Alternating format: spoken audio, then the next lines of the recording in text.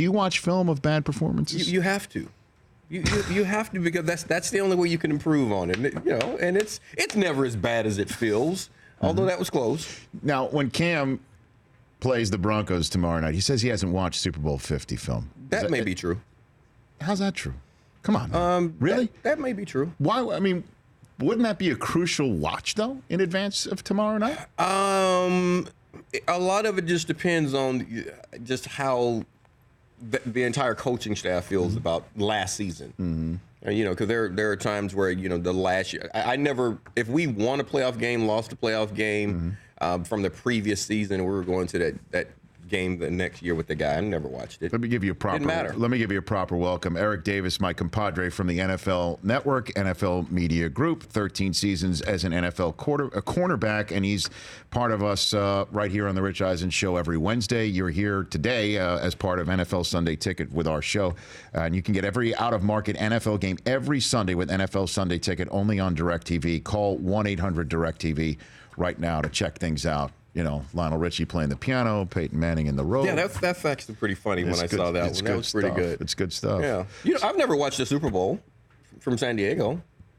But you won that was it. But we played them. But we also played them the very next season. You can't compare the two. That was a total washout. But I'm saying I never watched the game. I never watched it. Cam, it could be helpful to see some of, I imagine Wade Phillips is going to change things up a little bit, but they do what they do, right? And that's in the NFL. You do what you do. They do what they do. You try to recognize the tendencies going in, and then whoever executes better wins the football game. Yes. Isn't that the way it normally goes? That's the way it normally goes. But this is what I'll say. He may have never sat down and watched the entire film, which, semantically, he could say, I've never watched the film. I'm sure he's seen cut-ups. He's seen certain plays. There are parts of it that they've thrown in that he's seen. He's seen moments of the game. Now, what happens tomorrow night, in your estimation, when it all kicks off? I think it's going to be much of the same. I think it'll be a close game. It'll come down to a couple of plays because that game came down to Von Miller taking the ball from Cam because there was a wide-open receiver. Where they still had an opportunity down the field. There was a play to be made, and Cam didn't jump on the ball. But anyway. Do you think that might manifest itself in any way, shape, or form? Because that's what we were talking about at the time. There were two things coming out of that game. It was Cam not jumping on the ball and what Cam did after the game. Those are the two things about Cam coming out of that game. Coming out of that game, yes. The playmakers had to show up and make plays. I think you're going to see much of the same. I think you'll see both of these teams able to run the ball on one another, just like they did in that game. And the playmakers on the edges are going to have to make plays. I don't see, even with Kelvin Benjamin coming in, I don't know how much of a difference that's going to make in that secondary. They're still pretty good. The pass rush is going to be the same. What type of improvements have you gotten in the offensive line? Because you're still going to have to figure out a way to block Ware and Von Miller one-on-one. And I got to give you credit where credit's due. You were here 4 weeks ago, and you said if Trevor Siemian can't beat out Mark Sanchez, he should get cut. Yes. And look who's starting the game tomorrow night. It's Trevor Siemian, and Sanchez is gone. Sanchez, no knock on Sanchez as a person. I'm just his football. No, we're talking football here. Talking football, he's been hot garbage as a starter. Sanchez is a backup. He's a solid backup. He has the mentality, and this is no bad thing. There's a different mentality between a starter and a backup. So is Siemian just a better backup than Sanchez, or is he really a starter in the National Football League? Well, I know he has. From talking to all the guys, he has that thing that starters have. What is that? Well, there's a certain mindset. Especially in a quarterback. That quarterback has to be borderline cocky, to where he can be a leader of men and get guys to believe that. That's number one. You got to look at your quarterback and feel like he's the dude. Well, in that regard, I want to take a break. We're going to come back in a minute's time, not only to get phone calls, but also Super Bowl prediction out of everybody and an MVP prediction out of everybody, and then bring up Jared Goff, because you're seeing him on Hard Knocks. He looks a little bit more laid back instead of that cocky dude that you're talking about. And you have been around the Rams quite a bit as you're part of their local radio broadcast team. I want to ask you your 2 cents on that. Eric Davis is here back in 60 ticks of the clock right here on The Rich Eisen Show. So much to talk about with Eric Davis here, and your phone calls, they're all lit. So we'll take some phone calls here shortly. Okay. Jared Goff, why is he the third string inactive quarterback week one, and should there be concern? He's not ready to play. Level of concern, I think if they're all honest, I mean, if Les Snead and Jeff Fisher are honest, they're going to say they're disappointed. They never named him the starter, but the hopes was that he would be able to come in, pick up things. They knew he had a lot to learn. Come out of the box like Jameis or Mariota? Yeah, so that, you pick it up and then to where it's so close that you have to put it up. So what's missing? He's just not ready. He has to learn football. It's too early to say that they screwed up, but he's not ready to play, and I think they're doing the right thing by not throwing him out there because he's not ready to run an offense, command a huddle, make plays consistently. And I think they feel like they have an opportunity to compete. I don't think they're ready to win the division. I know a lot of people saying this is a 10-6 team. I don't see that. I don't know how you see that when you compare their rosters to the rosters in their division. I don't see them. I don't see them beating the Cardinals. I don't see them beating Seattle, even though they won some games last year. I'm just talking about their overall records. I don't see them winning the division, but being competitive, yeah, and that's why I think they're doing what they're doing with Clemens. Lee in Cincinnati, Ohio, you're on the Rich Eisen Show with Eric Davis. What's going on, Lee? How you doing, sir? I'm great. What's on your mind? Quick question. You guys were talking about your MVPs. Yes. We're about to reveal them, yes. Yes. I have a quick question.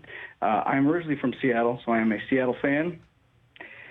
I have a question in regards to Russell Wilson ever winning the MVP. I understand Cam Newton does some additional things with the football. Mm-hmm. He's basically like their goal line back. I understand they went, 15-1, something like that last year. Russell is not asked to throw the football, put up Drew Brees-type numbers, Tom Brady-type numbers.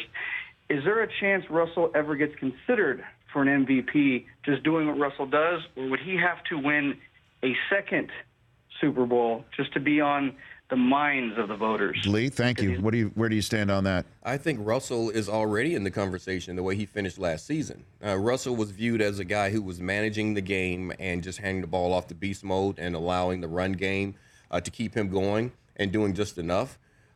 Last year, there was a case where he had down the stretch, he and Doug Baldwin got, and that connection started to where he was throwing touchdown passes. He was the focal point of the offense. So I think people see that now. And I think the offense will be turned over a little bit more. They're still going to run the ball because even down that stretch, they were still running the ball more than they had been running it previously. Right. But I think if he puts up those type numbers and they're winning, he's going to be in the conversation. Everyone pays attention to the stats when it comes to a quarterback and the MVP race. And if you're putting up touchdown passes, people are going to pay attention to it. Who's your MVP prediction? Odell Beckham Jr. I'm going wide receiver. Wow. When was the last time a wide receiver was an MVP of this league? Was that be Jerry? Probably Jerry. 88 maybe? Didn't Take a look at the list. Megatron got a shot at it, didn't he? No. I don't believe so. I think Megatron was in the mentionings of it at one point. The Google race is on at the Chris Command Center right now. Okay, the last non-quarterback to win was AP in 2012. right, yeah. The last wide receiver. Keep going. Really got to go up. It's got to be Jerry. It's got to be Jerry. Yeah. Why do you say Odell? Have you spoken to him? Never. Yeah. Okay. Speak to him quite a bit. But Jerry was never MVP of the league? No, Jerry's never MVP. He was Pro Football Writers Association's MVP, but not the Associated never Press. The actual MVP. No. Okay. So I'm just going off. We're all grasping at straws right now anyway. So I'm just going to go off the grid. Well, I'm going off the grid. I have a well-informed grasp at the straw. So do I.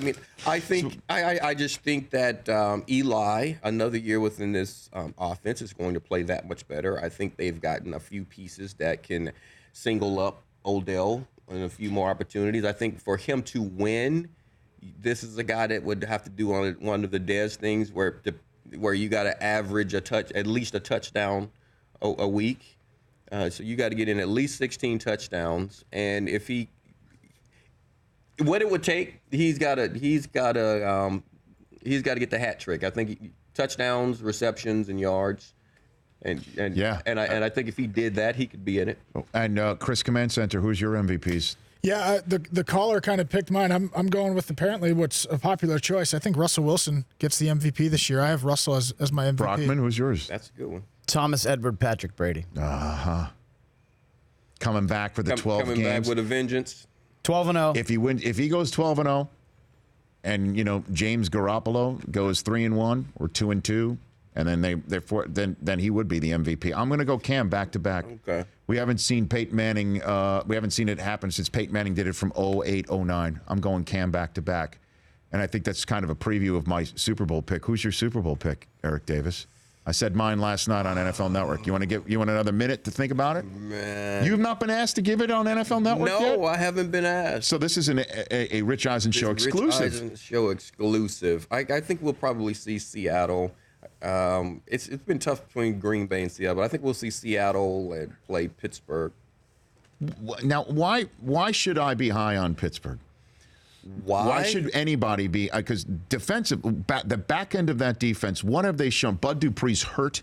What have we seen on that other side of the football to make you think that they can go into Gillette and do that, other than just Tomlin being Tomlin, and in Tomlin you trust? Well, that's part of it. Just like in Belichick, I trust. In Tomlin, I trust. And I also know that they understand that the back end of that defense has been their issue. And I don't think and they went out draft-wise. They tried to address some of that. You have some youngsters. I think when you get to that point of the season, they will get better, they will improve, and they will also understand how to work that athleticism into playmaking. I think Tomlin will be able to do that. But you can't count out the other side of the ball. You can't. They're going to be able to score. That defense doesn't have to be great. It's like a video game. They go for 2 points on every. Yes, Seriously, they're like an 8-year-old hopped up on a bag of Skittles playing Madden. I like it's a 2-point conversion. Eric, do you want the good news or the bad news? What's good news? The good news is both those teams have a shot. The bad news is that was Del Tufo's pick pre-show as well. I mean, he's a smart guy. Thank you, Eric. Tufo, and I mean, great minds think alike. So dumb ones, but I guess it's all how you look at it. What's your guy's Super Bowl pick, and then I'll give you mine. I think for about the 6th or 7th year in a row, I'm taking Green Bay and New England. Okay. I'm going. No, you got who over who though? Oh, Patriots win. Okay. I'm going completely off the board here. I'm going Cardinals versus Bengals, and I'm taking the Bengals to win the Super Bowl. Get over the playoff hump and run all the way with the red rifle. You know what? Andy The Dalton. Bengals, they've been popping into my head too. I could see that's a really good team. That's a really good roster. And just like with the Cardinals, everyone's like they've been sniffing at it. They've been doing it. Mm-hmm.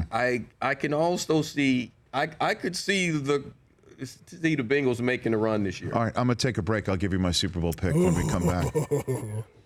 I like give you my it. Super Here we Bowl go. pick when we come Let's back do it. here. That's next Let's year do it. on the Rich Eisen Show. Eric Davis going to finish it up. A couple more of your phone calls as well here on this. I love this fat mouth and stuff with you. I'm so psyched that you're coming back every Wednesday too. This season. is fun. It's man. fun. It's Love having you here. Eric Davis here on the Rich Eisen Show. My Super Bowl pick when we return, and a couple more of your phone calls. Don't go anywhere.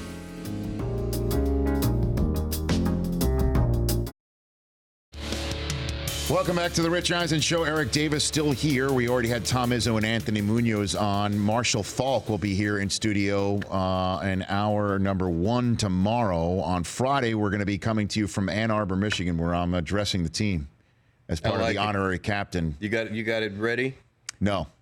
Good. I like that. No. do not. That's how it should Okay. be. You should not have some planned speech. It's feel the emotion. That's when they come the best, and that's when guys feel it the most. When it's just an emotional moment, and you're saying, "This is what it means to me." Okay. And then on Friday's show, Mike Evans of Tampa Bay and Aaron Rodgers, I've heard of him, the Green Bay Packers quarterback, will be on Friday's edition of the Rich Eisen Show.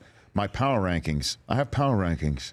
That's what happens when you have your own show. I've got power rankings. Exactly. By the way, this is my first ever power rankings. I've never done power rankings in 20 years of being a professional broadcaster. You haven't. No. It's my first power ranking rodeo. Look at you, still evolving. And you're here with me. No one can ever take this away from us. Ever. Eric Davis. I like that. So here's my power rankings preseason going into the National Football League. 5 through 1. The top, all 32 are on the app, correct, Brockman?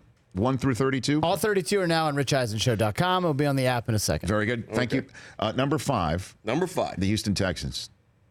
I like the Houston Texans. Houston Texans, number 5. That's the eyebrow raiser. Yes, it is. I like them. Don't know how you got there, but you go ahead. Here's what I like about them. Okay. I like Brock Osweiler. I like Lamar Miller. I like DeAndre Hopkins. I like this young offense. I like it all. I like J.J. Watt coming back. I like the defense. I like the Houston Texans. I love J.J. Concerned about his back. Absolutely. Of course I think am. Sammy Watkins is incredible. You mean Don't know Nuke the enough- Bomb? You mean DeAndre Hopkins? DeAndre. No, we just saw Sammy Watkins. Yeah, DeAndre. reading his mean That's tweet. what DeAndre Hopkins. Not sure about Brock just yet. Okay. Number 4, the Green Bay Packers. I think that they are one of the best teams in the National Football League. The agree. Packers are number 4. Number 3 are the New England Patriots. I will take the Patriots number 3. You don't believe so? No. I'm saying you got to throw them up there somewhere. You do? Yes. And then number 2 are the Arizona Cardinals. Okay. And then number 1 is the team that I have winning the National Football Conference, the Carolina Panthers. I take them as the number 1 team. They're returning pretty much everybody, and they're getting Kelvin Benjamin back. They're getting Devin Funchess, year 2. I like them. I like them a lot. I like them a lot. I would have done a little shifting. What do you got? I would have definitely had Seattle in the top 5. Okay. But I'm okay with everyone. Did you see the number of undrafted kids they have on the roster? It's like a quarter of the roster, a third of the roster. Yes, and that's the way they do it. That's the way they do it. It's always going to be the young athletic guy. That's what Pete's going to do. I think Pete, he works and coaches best with younger guys. Okay. And the power rankings are brought to you by my friends at NFLSundayTicket.tv. Eisen 2016 at checkout. You've got to remember that code to get 10% off regular pricings at NFLSundayTicket.tv if you are eligible to get Sunday Ticket this year without a satellite. So you can go anywhere you want, watch the games without a satellite at NFLSundayTicket.tv, but go there to see if you're eligible. And then, of course, drop Eisen 2016 at checkout.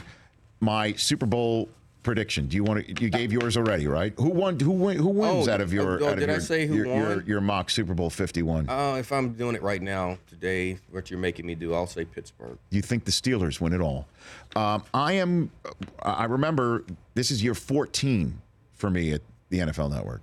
This is the 14th season NFL Network's ever covered. Okay, and our first year we went to, of all places, Houston, Texas for the Super Bowl, and Tom Brady and the New England Patriots were taking on Jake Delhomme, John Fox, and the Carolina Panthers. Remember that. That's incredible. So Jake Delhomme. I believe Tom Brady will take the Patriots back into that building this year and take on the Carolina Panthers and Cam Newton and Ron Rivera, and it will be the same result. I think the New England Patriots win Super Bowl 51 and get Brady one more ring. And Brady, just like Matt Damon when he's sitting in this chair 6 weeks ago, has that chip on his shoulder. He wants to look the commissioner right in the face and say, "Thank you, sir. May I have another? May I have one for the thumb?" That's what he wants to do. And he's taken the shield off the back of his helmet. I don't care if he did it in July or if he did it during the preseason. And I don't care that he doesn't have his left tackle. I don't care that he doesn't have Ninkovich. I don't care that he doesn't have Stork. I don't care that he doesn't have Deion Lewis. I think he's going to come back. They'll be 3-1. I don't think he's going to win all 12 games in the regular season, but I think he's going to get enough to be the 1 seed, and nobody's going to go in there, with all due respect to Big Ben or Andrew Luck or anybody else who comes his way, into New England and win that game. This is the one thing I will say about New England is, even before the Brady suspension had come down, with the assumption of him playing, I don't think this is a first seed year for them. I just have that feeling. So who's the first? You really think Pittsburgh wins 12, 13 games? I just don't see them. There are a lot of teams that were even. I mean, even with because of what happened at the quarterback position, we're completely counting out. I think a lot of people are just counting out Denver. That's a really, really good football No, I understand team. that. But I don't think a good team. I don't think Trevor Siemian or Paxton Lynch or whomever can go into New England and win that football game in January. But I don't know if they're necessarily going to get it, because they're going to have. I think they're going to have a little bit more trouble in their division this year as well. Okay. I think the Jets are going to really give them some issues this year. Okay, I got to see that. So I just want to see what's happening. I don't see this as a 12-13 win season for New England. Okay. Yeah. But I just they're going to be in the playoffs. We know that. Exactly. And somebody's going to have to take Tom Brady out. That I agree with. And I also agree with you that I think Tom is going to be the first quarterback to win 5. He should already. So have if not, it. it may not be next year or the year. I mean, nobody's even talking about what Gronk and Bennett might look like. And if Amendola and Edelman are healthy and Blunt is coming down straight downhill, making you make business decisions, that's one of the best offenses in the National Football League. Agreed. Well, Brady, it doesn't matter. I mean, the man went to the Super Bowl with the worst defense in the league. That's what I'm saying. When he gets going, they're just hard to stop. But I just think they're going to have a little bit more trouble regular season than normal. The Rich Eisen Show, weekdays at noon Eastern on Audience.